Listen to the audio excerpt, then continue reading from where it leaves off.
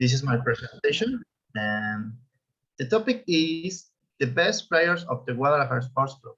And the first player, Salvador Chava Reyes.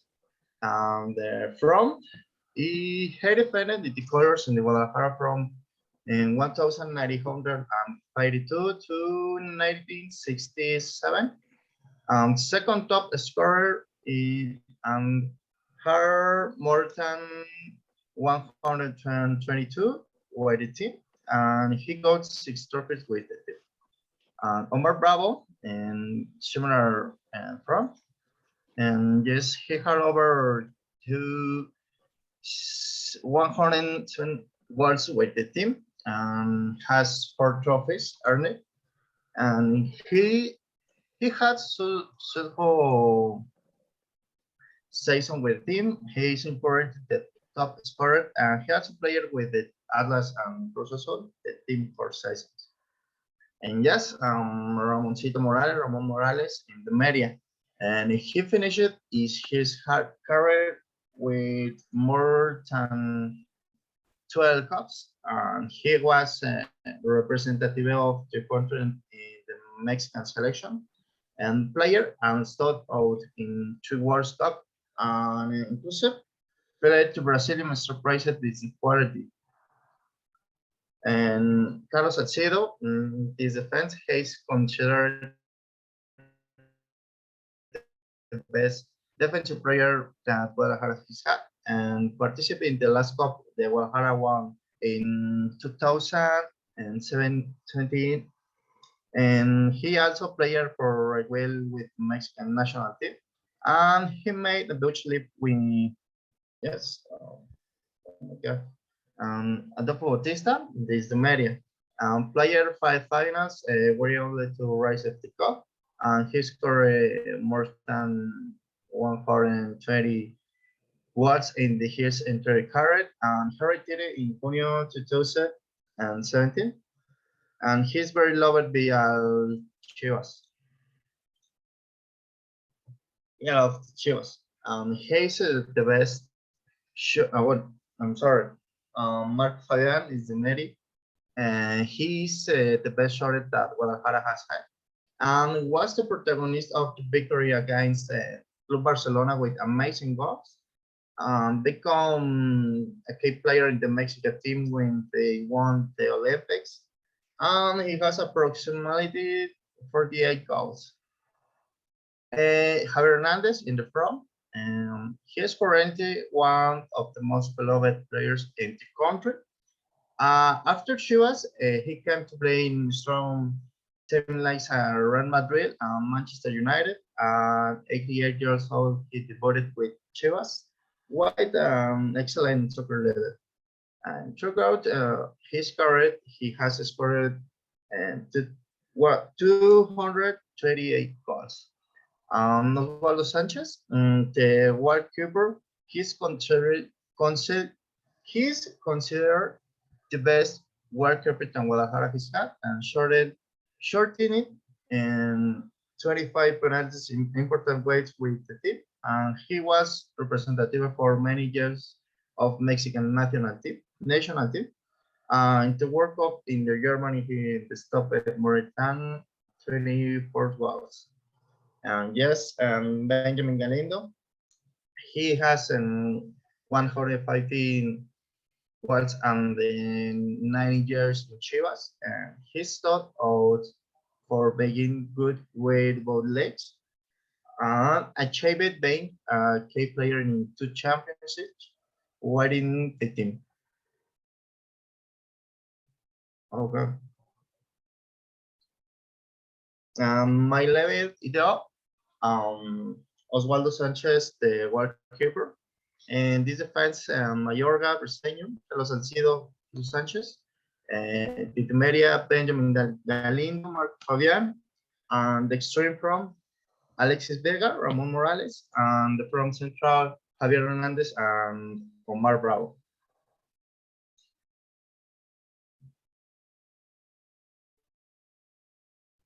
Yes, overall mentions, and Alexis Vega, he is currently the case base of the team and has scored goals in his league games. JJ Macías, she was made him the most expensive player in the league, taking him to Europa football. Chofis Lopez, he's the player with the most assists in the team. And Isaac Brizuela from Chile. Oh, sorry. Isaac Brizuela from Chile, so he's 29 years. He might remain in Guadalajara and having bird opportunities. Yes, thank you for your attention, class.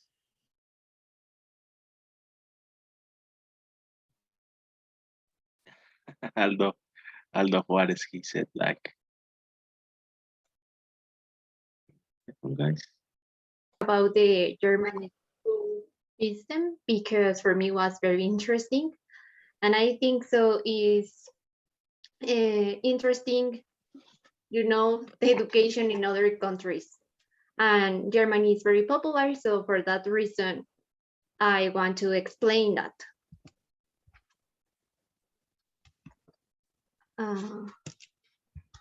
I think so my computer is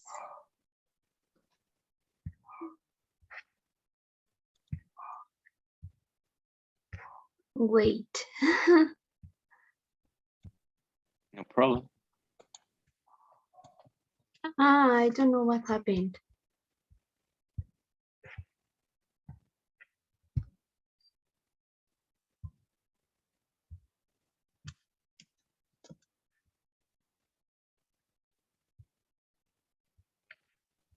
Yeah, ready.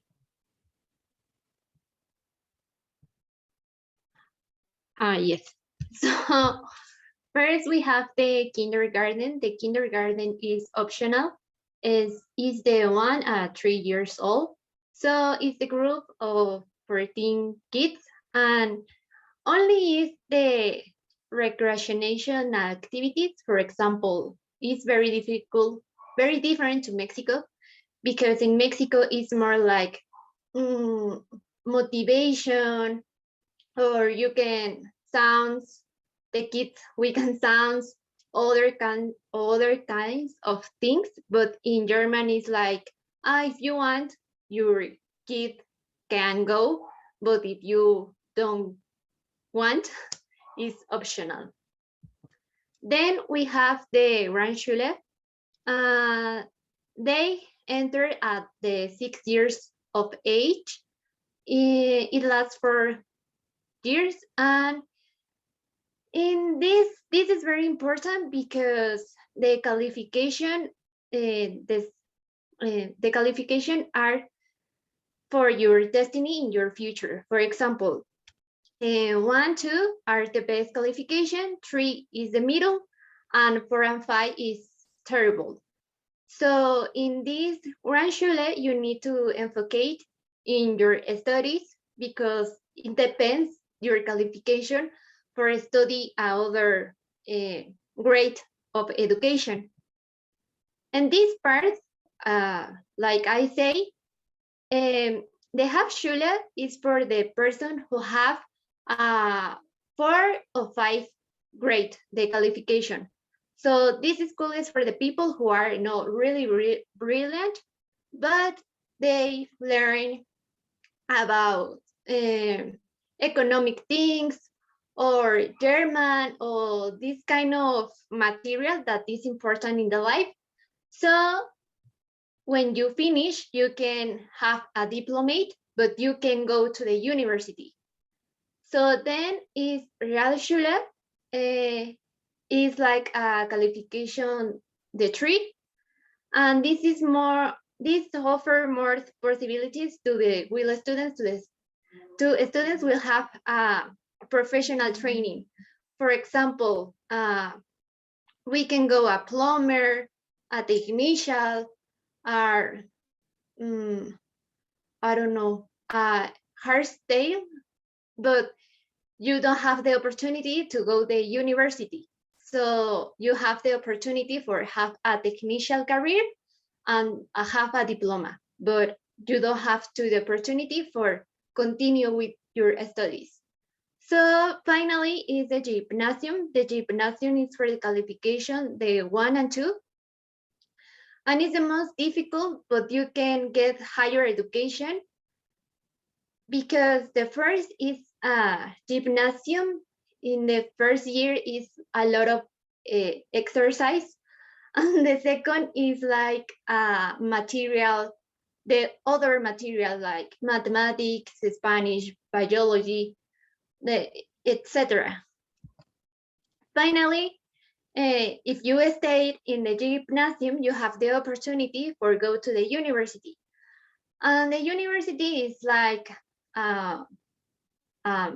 university like Mexico is the same.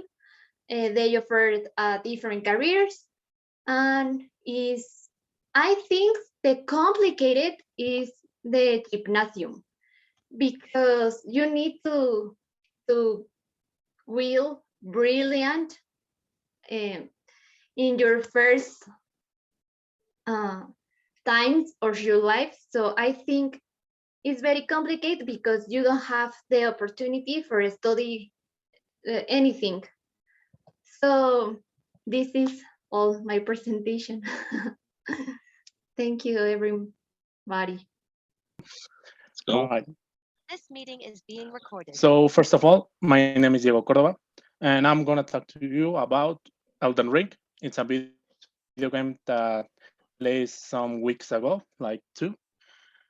So second of all, I'm gonna talk about their screenwriters and inspirations. Their screenwriters are Hidetaka Miyazaki and George R. Martin. Also, you might know him because he's the author of Game of Thrones. However, he wasn't that involved in the game. He was just in the beginning of the development, like the basic of the history of the game, by like just the pillars. And the inspirations are the famous book, The Lord of the Rings, and a book called The Eternal Champion by Michael Moorcock. Now, the Soul Saga. The Soul Saga, there are a lot of games, a lot, that share similarities with Elden Ring. How's that? Like the gameplay and the style, it's like shared the style of these games. I forgot to put a game here. It's called Demon Souls. If I'm not wrong, it's the first game, and second was Dark Souls, then Bloodborne, and then Sekiro. But every single of these games have their unique style that makes them original, unique, and they are great games by itself. Now, the reviews. When I first saw this image, for me, this is legendary because I never seen a game having this grade of reviews. Just 10 out of 10. I mean,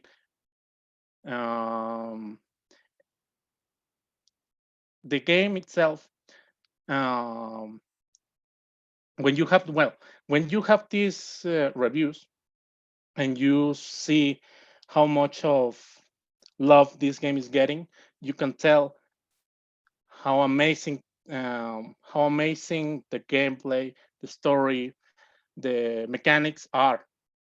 And by saying this, my experience, and this is where I wanted to get, because I have a confession to make.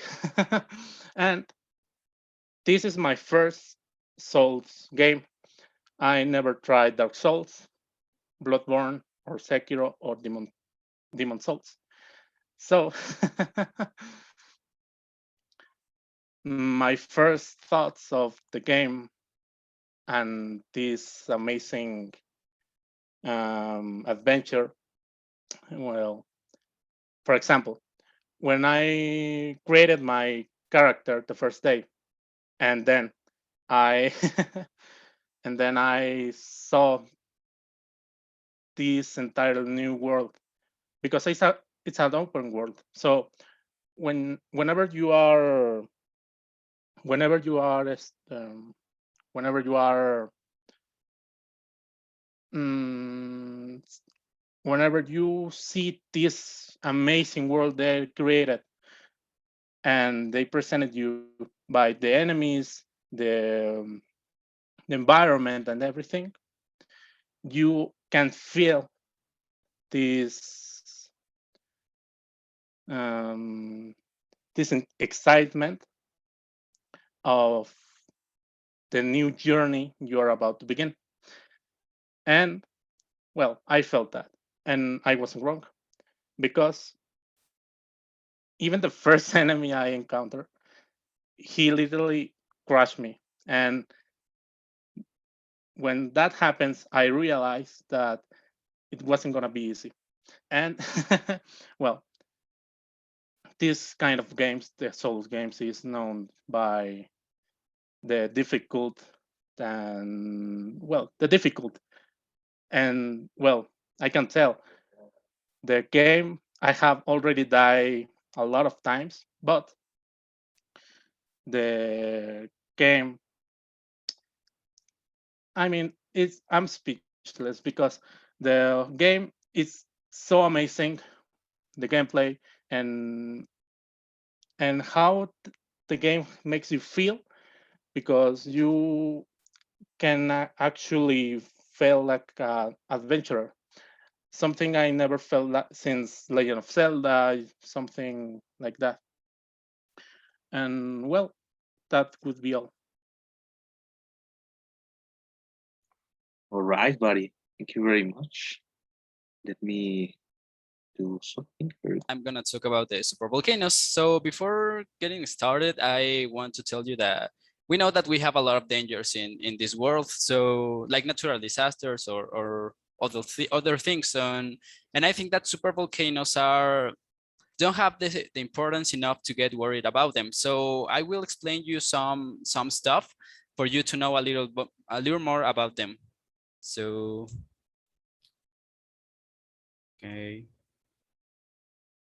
okay. So maybe you're asking yourself, what is a supervolcano? Well, as its name says, it's a very huge volcano, and that's it.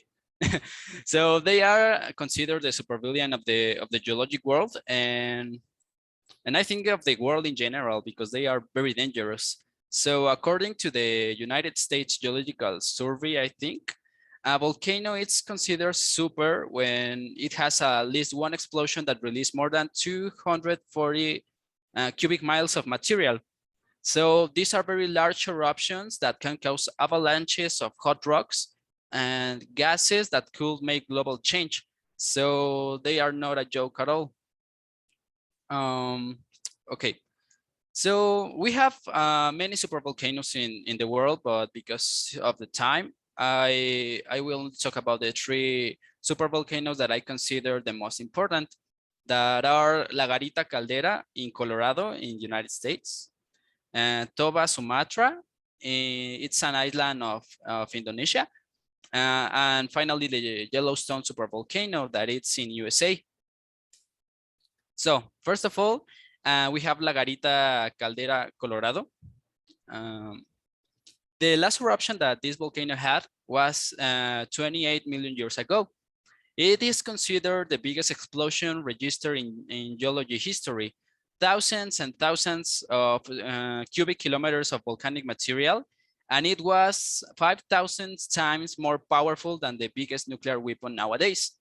So to get an idea of the magnitude, I want you to look to the image of the scale of weapons that exist.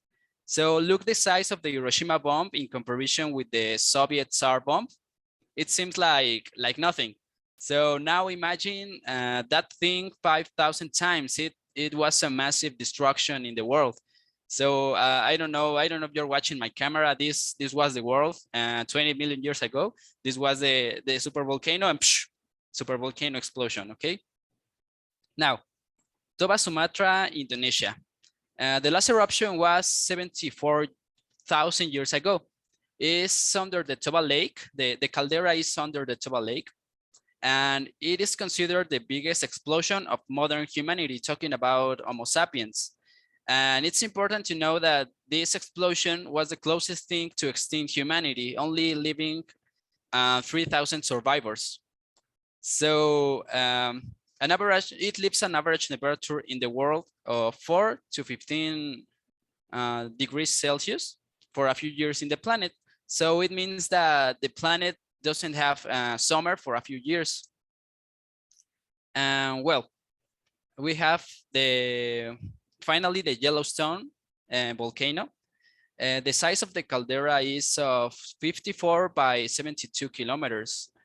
And the last eruption that this volcano had were 2.1, 1.3, and 0.64 millions of years ago. Also, it's important to mention that the last eruption of this volcano causes the equivalent of a national destruction. Remember the world 28 million years ago? Well, this is now United States and also countries that are next to it. And this is the Yellowstone supervolcano, boom, Yellowstone supervolcano eruption, and that's it. And I'm sorry to tell you, but this has the highest chance of exploding nowadays. So it's something to get worried about. Okay, and with the conclusions, we can conclude that the topic of supervolcanoes, it's very, very, very underrated. With an explosion of this, all the world paid the consequences, and this could change the world as we know it. So it's a fact that we are not prepared for a supervolcano eruption nowadays because they are so unpredictable. And I think that the only thing that we can do is to pray a lot and have a lot of faith that there will be no so strong volcanic activity soon. And that's it. It's all. So let's start. Come on. When I said I'm going to play a video game, but even if I don't have it, sounds weird, no? Because how would you play a video game if you didn't buy it before, or you don't have like a friend who can invite you to his house so you can play it, no? So actually Microsoft gave us a solution for this kind of doubts, for this kind of questions, which is called Game Pass. So let me see if you can. Okay, there. Did somebody have heard about this kind of service or membership? Well, it doesn't matter if you don't answer. If you don't, I'm gonna tell you some good stuff about this, about all of this. First of all, we must understand that this Game Pass is a membership created by Microsoft for Xbox and PC players. This membership gave us unlimited access to like 100 games that are on its catalog. Yep. For example, it has such as good games like Gears of War, Halo, which are one of the most popular sagas on Xbox services. And also we have these kind of games called indie games, which are also really good, but the indie word means that they are from independent studios. So they are not so popular like 343 Industries, which are the ones who create, well, keep doing Halo or Bungie, or for example, Software, which is the one who create Elden Ring. So it's kind of a difference between these studios. This membership works such as Netflix, Amazon, Spotify, etc. So you can pay per month, 3 months, 6 months, even a year. So until this period, you will be able to install one game, play it, finish it, and once you finish this game, you can uninstall it and install another one, and another, and another, and another, and you can keep going until the membership expires. So if you have this membership for 1 year, you will be able to play every single game on its catalog for a complete year. Also, this kind of membership includes another kind of article, which is Game Pass Ultimate, which includes anything that you see on the screen. For example, it has the Xbox Live Gold, which lets us to play multiplayer. Okay, you can play online with this kind of membership. You also have the EA Access, who has the games like FIFA, for example. You can play on PC, phones, tablets from the cloud. That is, you have your games on the cloud, and you can play it on your phone, etc. You can download the games on PC and Xbox. This is the most popular option. You can also have free perks and exclusive member discounts. And the one that I like the most is that once the game is added on Game Pass, you can play it on day one release. So for example, if you saw a game which is released on March 17th, but you didn't buy it, it doesn't matter if you have Game Pass, and you see it will appear on it because you will be able to play it like the ones who bought it. So it's a perfect solution for this kind of stuff. So as I said, this Game Pass includes our different plans or different ways to have fun. You have the Game Pass for PC, which include the 100 games quality, the new games added at the time, and also includes the EA Access. You have also the Game Pass for consoles that are exactly the same for PC, instead of that you don't have the EA Access. And the one that I believe is the best is the Game Pass Ultimate, which are the one in the middle, who has all of these characteristics and also includes the gold and the EA Access. So it's a perfect way to spend your money if you are one of these kind of guys like me who loves the video games. So if you believe this is not comfortable, let's ask to the 10 million users since 2020 if they are not comfortable with this service. I'm one of these 10 million users, so I have to say that this service is pretty good. I mean, I have one of my best way to spend my time is to play video games. So I have a lot of friends here online, and also we have the preference to play these kind of multiplayer games. So every time I go on the console and I have this service, we can choose whenever game we want. There are no barriers which can stop us to have fun. So I believe this is all my presentation. Thank you.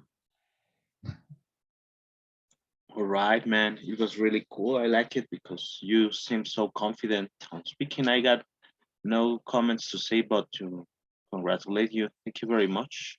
It was a cool presentation. Now I think you can see my presentation. You can watch my presentation. Yeah, let's go. Let's put the camera in this way, and let's put the timer right. Good afternoon, classmate. Good afternoon, teacher.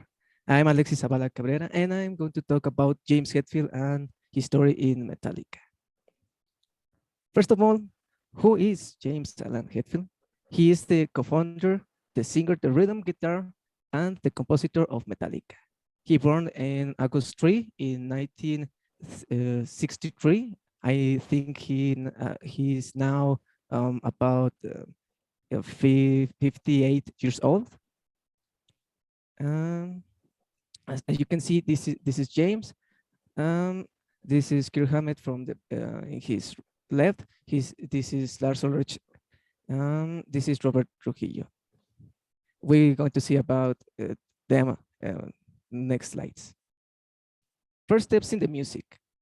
At the age of 9, James began to take piano lessons and the theoretic music. Later, he will play the drums of his brother David, and that's why he can also play the drums in other apparitions of Metallica, other concerts of Metallica.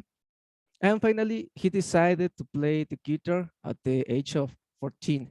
He was inspired by the Beatles, Queen, Motorhead, and Black Sabbath, and about other uh, bands of that age. Well, the first years in Metallica. This is very important because at first, how he get in Metallica? Well, the drummer Lars published an advertisement in the Recycler magazine in 1981. He was looking for a guitarist for some kind of a new band. And James, in this, he replied, he responded to the ad. And as we can see, as this photo at the right, this is the first alienation of Metallica. Lars Ulrich was the founder and is the drummer. James is the co-founder and the vocalist. Ron McNovey as a bassist, Dave Mustaine as the lead guitar. But then Ron McNovey just left the band for no reason. And the other guitarist, this is Dave Mustaine. As some websites said, James and Lars left him out of the band because he was a very angry and drunk people. He was the kind of people that when he's drunk, he just disconnected and start to fight with everybody, and that's why we got now Kirk Hammett in the lead guitar. But then James assumed the almost the 90% of the composition of Metallica. Well, some of one fact is that in 1992 he took part in the Freddie Mercury tribute after Freddie unfortunately died. He played with Queen and Tommy Iommi, God Among Us. We remember the presentation of Adam, and they would play a song called Crazy. And I, as I said in last slices, I said that he took of some inspiration of Queen and Black Sabbath, and this is like a dream come true for James. Another fact is that James suffered an accident during the 1992 Guns N' Roses and Metallica concert at the Olympic Stadium in Montreal. This happened with James just stood in a tower of fire of while the band was playing Fade to Black, and the fire came up and just burned his left arm, and in that concert he wasn't able to play at the last of the night, and that's why he just tattooed the cards and the fire. But I would talk about the Grammys. I can mention that with Metallica, they have had 80 nominations to the Grammys, and they have won 8 of them. Some of them are the best black metal performance, the best rock instrumental performance, and the best recording package. I mentioned this because James is the principal compositor. I'm not meaning that the other bandmates didn't do nothing, but this is important because he's almost he do the 50% of the composition in the band. And the last that I gotta say is some funny apparitions he had in the one in The Simpsons and interpreting himself, one in American Dad interpreting and train and swimmer training, and the last that I watch is the Extremely Wicked as an officer. Thank you. Okay. Okay, now let's take 3 seconds from the time to think. You are thinking right now and asking themselves about what? Exactly, about what? Have you ever heard talking about geniuses, person with a higher capacity or higher ability compared to the others? Hello, everyone. My name is Michael Moise, and today I will be talking about the geniuses. At the end of the presentation, you will have a complete idea and will be able to answer the question, are you a genius? But of course, we have to remember that only a specialist or a certified professional can confirm our thought and give us the exact answer. So in this today's presentation, we'll be touching those following points. What is a genius? 6 signs to recognize a genius, advantage of being a genius, inconvenience, summary, and a conclusion. Please pay close attention to each one of those points, and let's start. So let's get now straight down to business. What is a genius? According to science, a genius is someone who has a remarkable intellectual ability or creative function. Some people say that they are a person with high IQ, but that's not entirely true. There is a lot more facts that get in to let know if someone is a genius or not. What are or what can be those facts? 6 signs to recognize a genius. First, they are perfectionists. They can't stand mediocrity and complacency since they always try to improve their expertise. If they have to do something, they prefer not to do it if they can't do it perfectly. They are never satisfied of their work since they always feel the need to polish it. At second place, they can't fit in a box. They think uniquely and approach problems and solutions in ways that surprise and sometimes even confuse those around them. They live in their own universe. They generally face problems to live a social life since they have different thoughts or different way of thinking compared to the others. Another sign is that they are curious. For example, a genius is not satisfied to know that a car helps us to move from A to B, but they always want to know how can the car drive us from A to B? What is the process? How is the engine processing? The drive wheel and the connection and interaction among all those important parts of the car. Being shy is also a sign. Indeed, the geniuses often verge toward being fairly timid. They often have so much shyness that it even gets diagnosed as a social anxiety. Generally, they fear showing others their capacity since they think that they are bad at everything. Other signs can be that a genius always overanalyze. If they have certain thoughts or questions that go through their head, they just can't let go of until they are fully satisfied.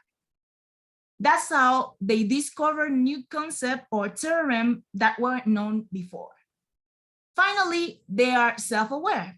They recognize that they can't be an expert on everything, as well and fess up when they just don't know the answer to something.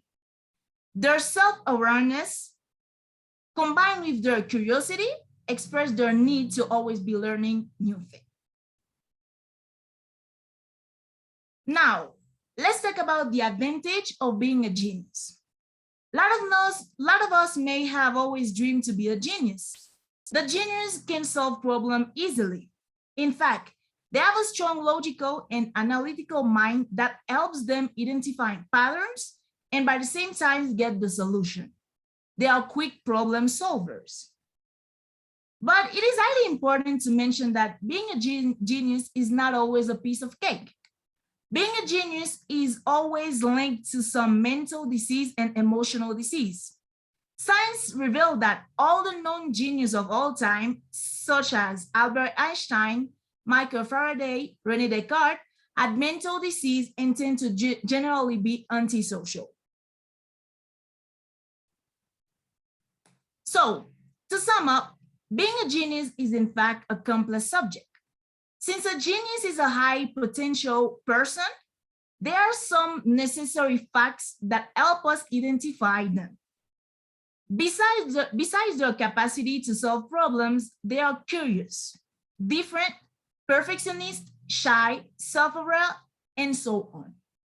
One of the most important points is that they always have a mental or emotional disease. So, do you think you are a genius? Please comment down below in the chat. Thank you everyone for your attention, and that's all for my presentation. Thank you. All right, girl. What a cool presentation. I like it very much. You did it with a lot of enthusiasm, and I pretty understood everything you said. Congratulations. Thank you so much. You can stop sharing your screen, and well, we just have a place for another person. So, Nestor, do you want to close today's presentation? Are you there, Nestor? Yes, do it. Yes.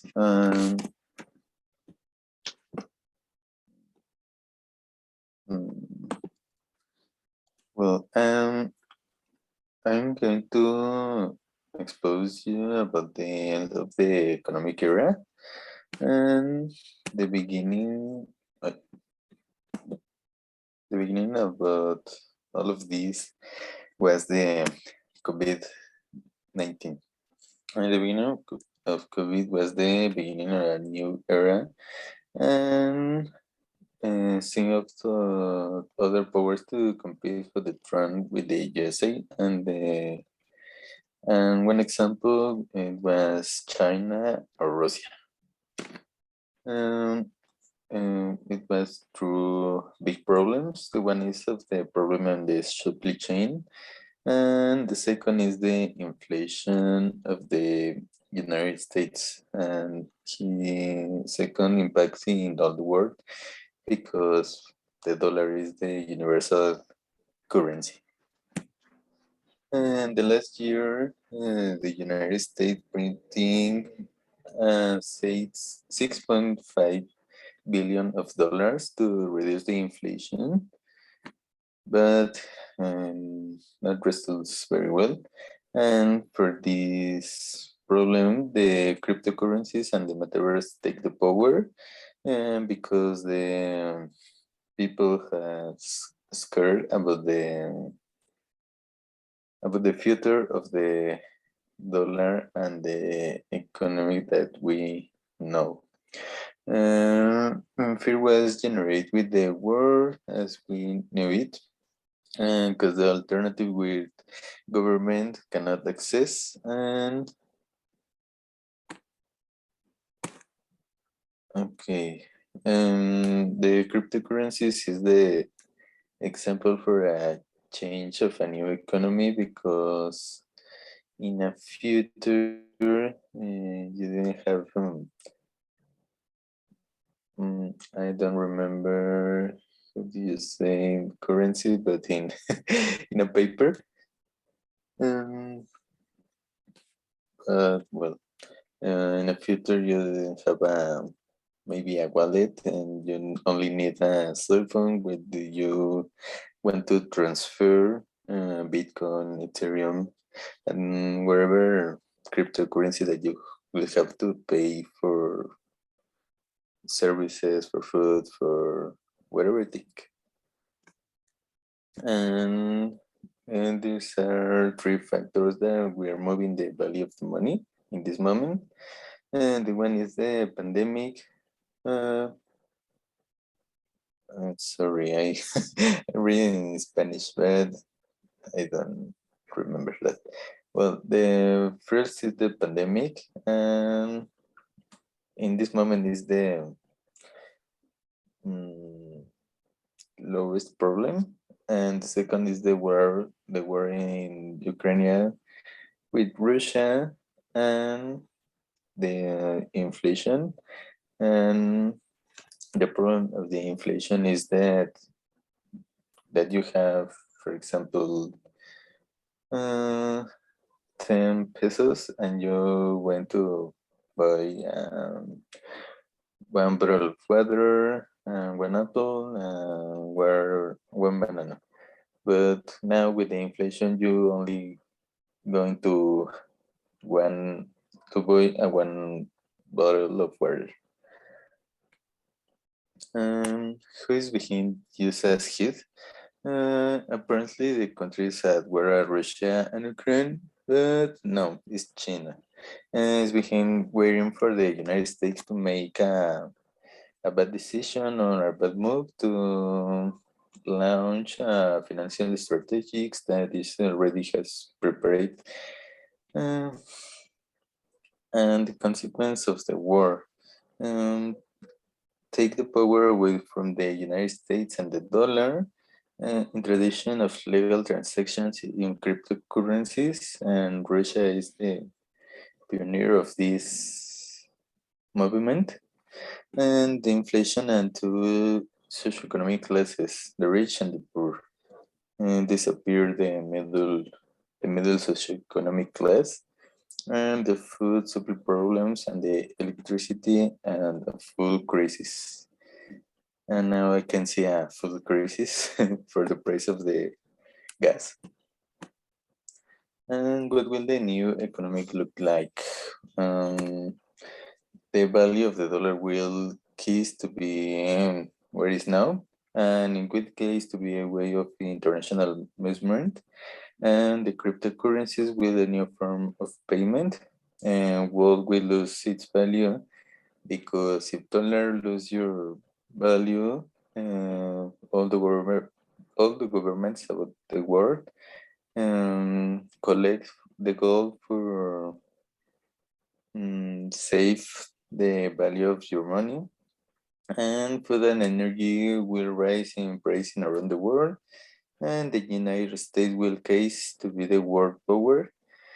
There will be an economic recession that will last for years, as long as the new base currency is established worldwide. And that's all for my part. Cool. It was interesting. I really like the topic because I never imagined all these things that are affect our economy, man. Thank you very much for your presentation. You didn't use Spanish. That was pretty good. And we finish with you, Abby. Come on. Thank you, Nestor. Let's go, Abby. Okay. Get ready, girl. Okay.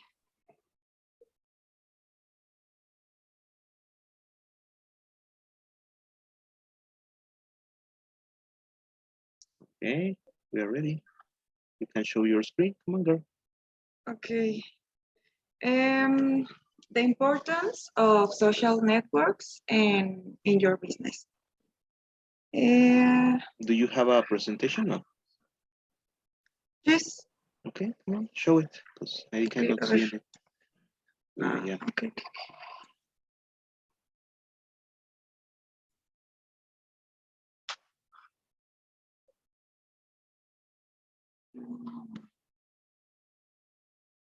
Ready? Come on.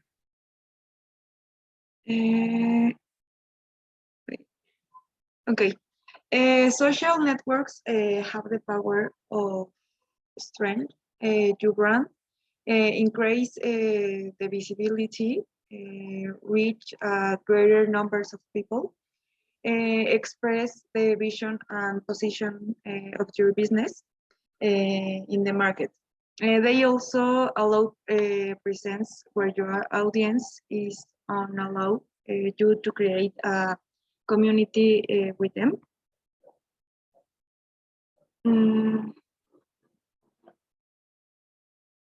Wait. Okay. Some benefits of using social media.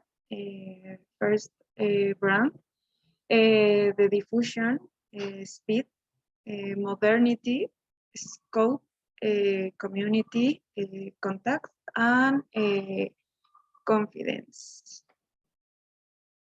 I think two important concepts for your business in social networks. The first is customer service. Another important point for brands is customers service. The second, having a presence on the network is a way to strengthen the relationships with your audience. And the last, currently taking your business to social networks, some cases to be a differential and becomes an obligation. In my personal experience, as a person, advice I can share that having a social network for your business is the best thing that you can do, since you will be able to reach more people. And sometimes we are not very familiar with the social networks, but however you do have two opportunity to pay a full list, it will be much better. It is also important to know that having a social network should always to be active, so that people we are seeing your brand or what you sell. And an extra tip, I think that you do, and it will help your page a lot if you pay of advertising, so that is reach even more people to see your business. And that's all. I think it's short, but it's clear. Yes, it was pretty nice, girl. Thank you very much. And well, guys, with this presentation, we are closing. So, guys, on Tuesday, we're gonna have exam. So don't worry, because it's gonna be like the one we did, yes, in another class with recordings, videos and stuff. So there's nothing to worry about, guys. So you, everyone here speaks English really well. Yeah, who's talking to me? Alejandra, Yeah, hello. can I wait with you one Yes, moment? yes, I know. What do you mean? So do you want to text me by WhatsApp in private? Yes, okay. Okay, let's do it. And well, guys, don't forget on Tuesday we got exam, so don't be absent. Take care of yourselves. Have an excellent long weekend and see you around. Goodbye. Thank you, teacher. See Bye. you. Goodbye, everyone. See you later. Thank you, teacher. See Hi, you. teacher. Bye bye.